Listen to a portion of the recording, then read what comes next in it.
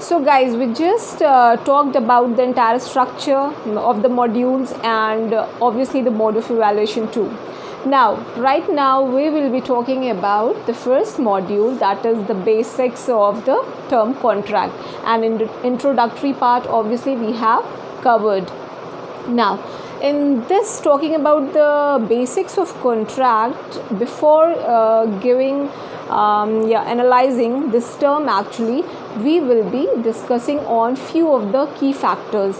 What we will be discussing, that is this term contract is a novel term, it's the concept of the modern world only, or it is the concept which can be traced back to ancient history. Also, we will discuss that about few key factors of the Indian Contract Act 1872, and we will also discuss what kind of contract, what kind of specific contracts the act is talking about, and finally we will cover a syllogism of the term contract and agreement. So, focusing on the first part, that is this the term contract. Contract is a concept of this modern world, or it can be traced back to ancient history, okay, ancient ages. Now, what do you think, guys? Is this term contract is the concept of the modern world? Is it only we people that we know and talk about the term contract, or it was in somehow or in one way or the other way this was in practice previous world also, previous ages also? So guys, I would say yes, it is not only the concept of this modern age, but it can be traced back to ancient history also, ancient ages also. If we can trace it, we can trace it back to 6000 BC. Back to 6000 BC. What is this 6000 BC? Bartering system. The age is when even the bartering system was practiced. What is this bartering system? Do you know barters? Obviously, yeah, most of us must be knowing this term barter, because we have read in school days also, and even some in villages also. It is in some villages it is even practiced today also, give and take policy. What is that? Something was exchanged in lieu of something. It was then practiced because we didn't had the money mode, didn't had money mode, so they gave something and took something in exchange. So it was somehow, isn't it some type of contract? What is the contract? It's a kind of commercial activity, give and take, whether it's a consideration and all. So this was practiced 6000 BC. So it's a kind of contract. We can trace back the birth of contract here also. And not only this, if we talk about 16th, 17th century, all of us might be familiar with the name of the English philosopher Sir Thomas Hobbes. Sir Thomas Hobbes. Thomas Hobbes. Guys, now I'm trying to write more better. Thomas Hobbes, he gave a concept of social contract theory. Social contract theory, such a beautiful concept of a contract which was to be done between the individuals of the society to regulate their own behavior. Guys, look how much earlier Sir Thomas Hobbes thought of something like contract, which he felt was very necessary for an organized society, and in the absence of such social contract, the society would be nasty, disgusting and dangerous. So this is what contract is even today needed for a civilized society, which Sir Thomas Hobbes has provided as social contract theory.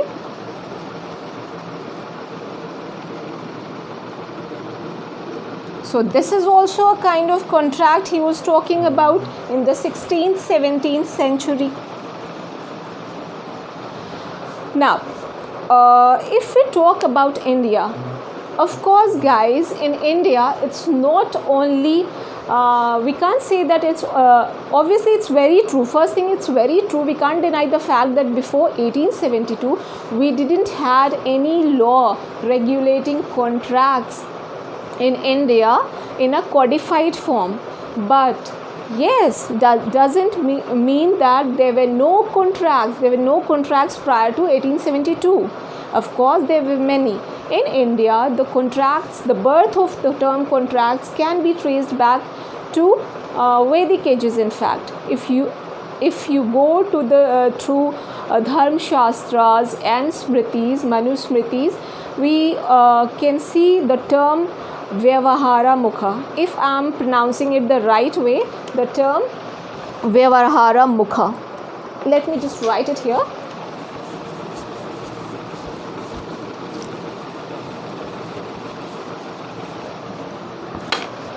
Vyavahara Mukha. Vyavahara and Mukha. You know, guys, this was the term used for individual contracts. The part of law, this Vyavahara Mukha was a part of law to regulate the individual contracts. So it is even there in the Vedic epics of India. And not only this, we also have we can see one more term regarding commercial liability, the term as Ren. Guys, this was Ren is something, debt. So it is in modern concept known as liability. So these Vyavahara Mukha and Ren, which we can see in Smritis and Dharma Shastra, they are what? They are a kind of they give you a sense of contract and contractual relations. So it was even there. This is what Vyavahara Mukha and Ren we get from Hindu law references. Now, if we talk about the Muslim law reference, then in Muslim law we have the term fiqh. Fiqh.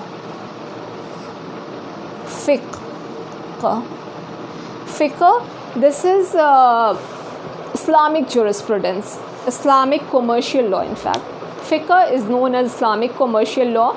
This deals with the legal actions only, and the term contract is known as iqd.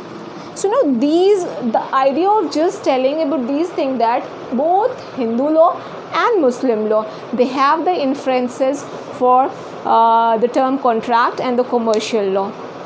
Some jurists call that Muslim marriage is also a sort of contract, but actually it's much of controversial issue. We shall not go in depth. It is some call it a combination of sacrament, a blend of sacrament as well as contract. So just give a pause to all these right now.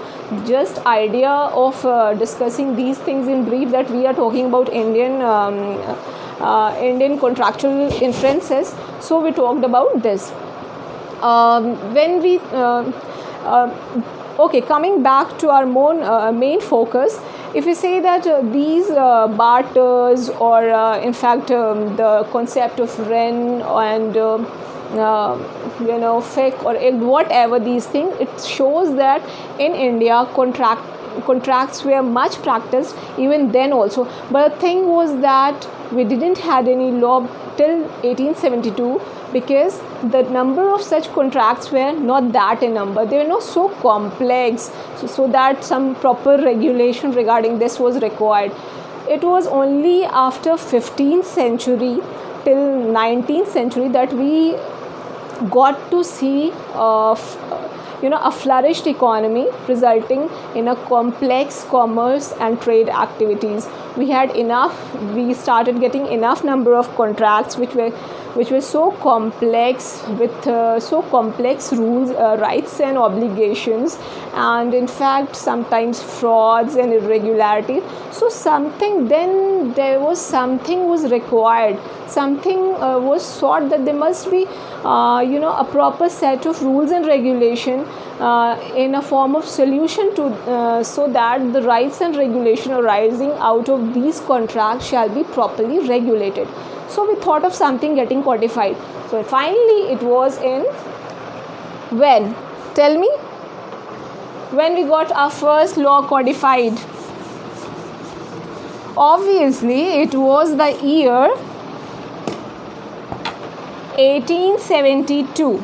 It was the year 1872 when we got our first act, Indian Contract Act. Indian Contract Act. Guys, it was on 25th April. It got enacted on 25th April and came on force on 1st September. Guys, please don't be confused if anyone asks you the date of enactment and date of enforcement. These two things are separate. So the date of enactment is 25th April 1872 and it came in force on 1st September 1872. Of course, guys, it's a legislation passed by Britishers, but not in Britain, but in Indian Parliament. Okay, it was, of course, because only the Britishers were then in India and they passed this act, but in Indian Parliament. It's a pre-constitutional act like Indian Penal Code, and of course, it's being modeled on English common law. Guys, it's being modeled on English common law, and it's also a private law, not a public law. So these things, you know why I'm telling these, because these are very basic things you must know about your act, that act which you're going to study just right now. In future, or even if somebody asks you, just for your knowledge, you must know whether it's a private law or public law, whether it's a prospective one or it's going to have a prospective effect or retrospective effect. Guys, it's going to have a prospective effect, not retrospective. And one more thing, this act is not an exhaustive act. What the term exhaustive means? Exhaustive? Exhaustive, is it exhaustive? No, it's not exhaustive. Why? Because this is not the only act. Indian Contract Act is not your only act which governs or regulates all kinds of contract in India. We have many other like IPR, Intellectual Property Right, and Negotiable Instrument Act and Transfer of Property Act, which deals with certain other kinds of contract too. So this is not an exhaustive act. But even though it's not an exhaustive act, that doesn't mean that it has less efficacy. It even stands good today. Since 1872, it's with hardly more of amendments like other enactments. Recently we had amendment in section 28, and so it's not with much of the amendments. It stands even good today. Now guys, when this Contract Act was enacted, it was enacted in how many parts? It was enacted in 4 parts. This had 4 parts. So, but later on, to decrease the bulk of this act, and obviously for other convenience purpose as well, 2 parts of this act, 2 parts of this act were detached. 2 parts of this act were detached and created as separate enactment, like Sales of Goods Act 1930 and Indian Partnership Act 1932. What? Sales of Goods Act 1930 and Indian Partnership Act. Guys, again, I'm not writing that good. I tried, but still. 1932. Guys, these 2 acts were originally part of this act only, Indian Contract Act, but later on they were detached and made a separate enactment. So our Indian Contract Act was left with only 2 parts. The first part between sections 1 to 75 dealing with the general principles of the contract, around which our topic will be revolving, and the second part is the rest of the sections dealing with certain specific kinds of contract like bailment, pledge, contract of agency, and many more, to which we will be not dealing in this topic because we are strict with our modules only. So guys, this was all about your Indian Contract Act. But now one question arises, what kind of contract this act deals with actually? Is it every kind of contract or a certain specific kind of contract? Let me just wait for a while.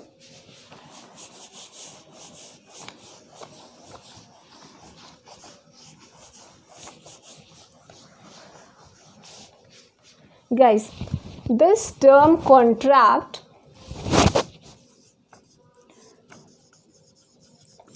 is it every contract? Few terms like when we speak, we often get it, use it interchangeably with other terms like agreement. I'm going to make an agreement. I'm going to make a contract. Oh, it's a pact. Oh, it's a deal. So often interchangeably. But doesn't it sound anonymous to you all? This pact, deal, whether it be a deal, pact, or what, it's it means somehow you are entering in something. But guys, actually they are not anonymous. That does make a difference. Now what's that? Before we tell the difference of what this contract and why we use it interchangeably, and is it the same or is it different, so to understand these all, I won't give you any statement right now. Before telling anything, I would like to discuss few situations, few examples which would make you more clear with this term contract. Now, first situation I'll be talking, situation first.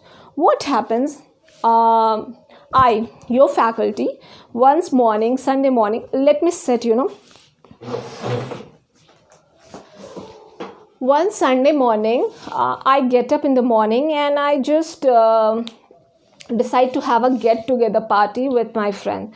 So I made a call to two of my friends and I said, look, come to have a dinner party and we'll have a get-together this way. They both agree, and then after there only, I'm busy the entire day doing all sort of preparation, and in the evening, since I'm done with all my preparation, I have cooked everything.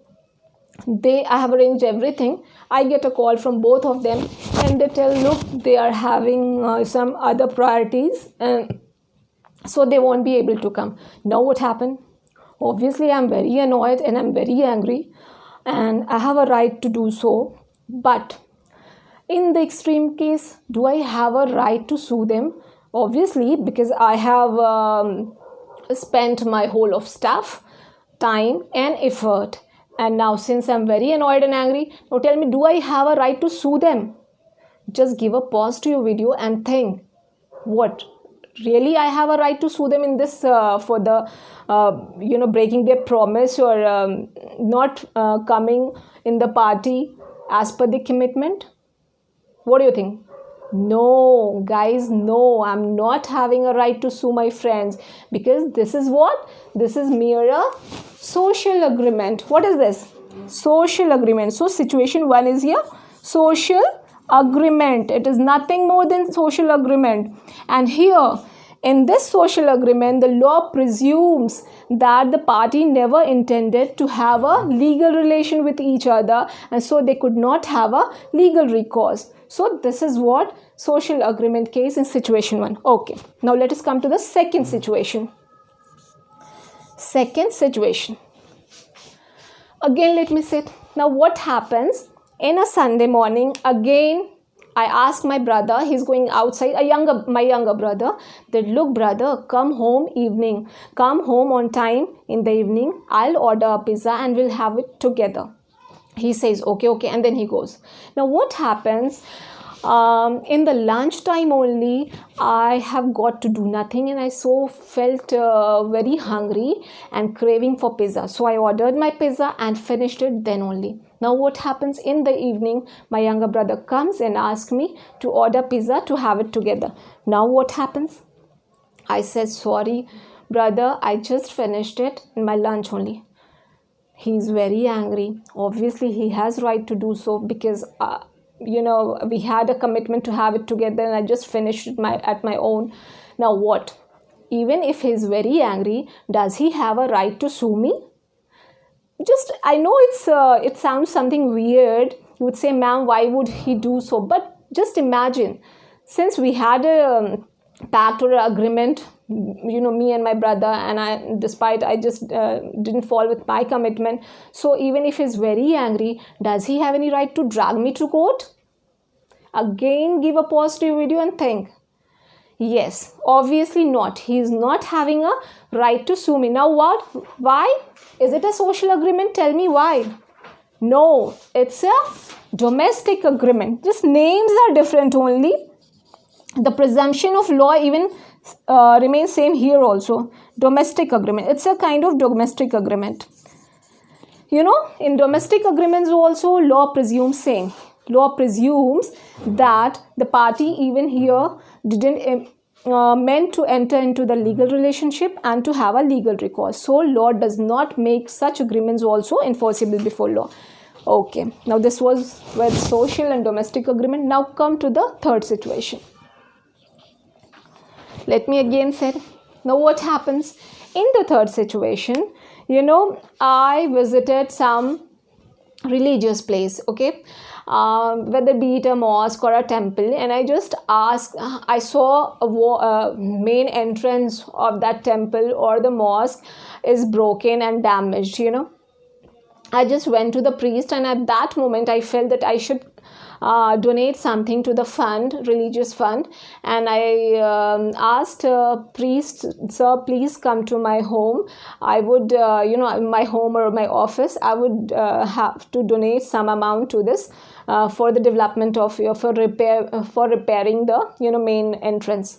He said, okay, sir. He was so obliged. And next day, again, that priest come to my home and asked for the donation. I said, sir, I'm not having enough funds, so right now I cannot donate. Now the priest finds himself very insulted and annoyed that, look, this disgusting man, she promised to give a fund, and now she is deviating from that.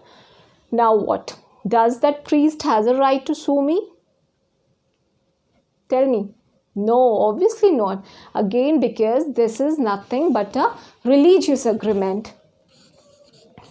Nothing but a religious agreement. And the presumption of law is same here. Even all these three, the presumption of law is same, that the parties didn't had the intention to enter into a legal relationship, so such agreements are not allowed to be enforceable before court of law. Okay, we had three situations. Again, one more. What's this?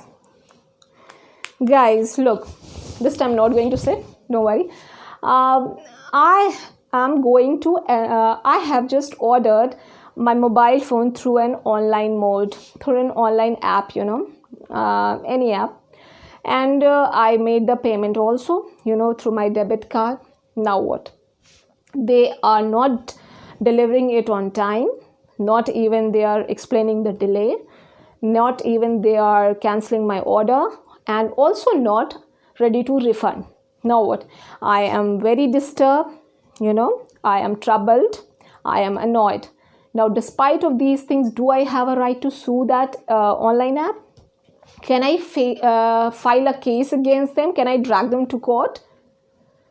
Yes, of course. Here in this situation, I have got right to sue them to court, and now court will enforce the obligation. They will ask that particular online app to deliver my mobile or to refund me even in some situation they can ask me the compensation. Okay, and they can ask them to give me compensation also. Why? Because this is a commercial agreement. This fourth one is a commercial agreement.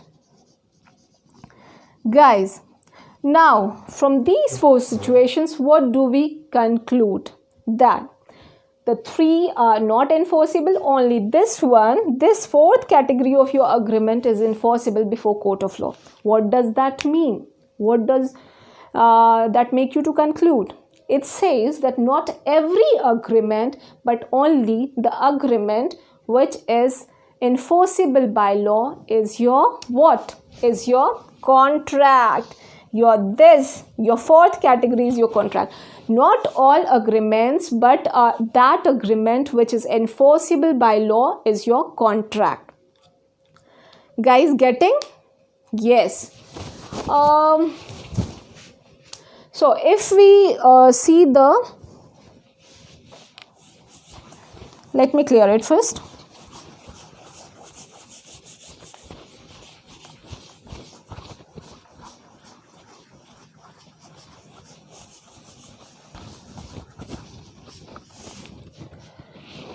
So if we see this syllogistically, if we define the relation between the term contract and agreement, syllogism, if we if I just try to draw it through a Venn diagram, look, this is and this two circle, this is even though it looks an oval, but I try to draw a circle. This is what? This is a contract, and this is what? This is your agreement. This is how we used to draw a Venn diagram syllogism. Okay, this is your agreement. The outer premise, the outer premise is your agreement, and the inner premise, the smaller circle, is your contract. So what it says, which is a wider term? Look at this, which is the wider term? Of course, it's the agreement, which is the wider term, ma'am. Okay, one thing is clear. And the other thing, can you reach this term contract without crossing the agreement? Can you touch and understand the term contract and listen until you are not clear with the term agreement? Can you? No, because even it's very clear from this Venn diagram, and even if you happen to see the definition clause of this contract act, you would find contract is defined in section 2H and agreement is defined under section 2. Agreement is defined under 2E. Look, E comes before H. That means you have to study, even in chronological order also, if you go through the definition, you have to study agreement first and then the term contract. And not only this agreement. So what 2E defines agreement? Okay, let's just see agreement. Agreement, it says every promise or a set of promise, which forming consideration for each other. Okay, now before understanding, there one more new term comes in agreement, that is what? Promise. Okay, now look, first before reaching contract you have to reach an agreement, and before reaching an agreement you have to reach one more thing, that is promise. And where it's defined? Promise is defined under section 2B. Okay guys, and what is this? Promise, what is this? This is accepted proposal. When a proposal is accepted, it amounts to what? Promise. Now seeing all these three terms, what can we conclude? Let me show you. The entire process is something like this. When offer, accepted proposal, when it comes, when there is an offer or a proposal, offer or proposal, when plus its acceptance, it amounts to what? Is equal to promise. Guys, I'm sorry for my handwriting. Promise. Then this promise again, if added a consideration, it amounts to what? It amounts to agreement.